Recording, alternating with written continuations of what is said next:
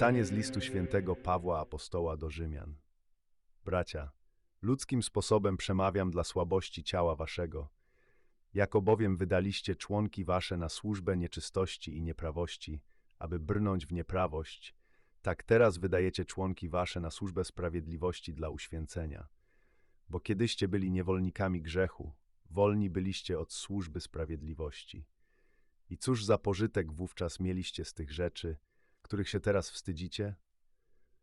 Albowiem końcem ich jest śmierć. Teraz wszakże uwolnieni od grzechu i stawszy się sługami Bożymi, macie swój pożytek w uświęceniu, a za cel życie wieczne.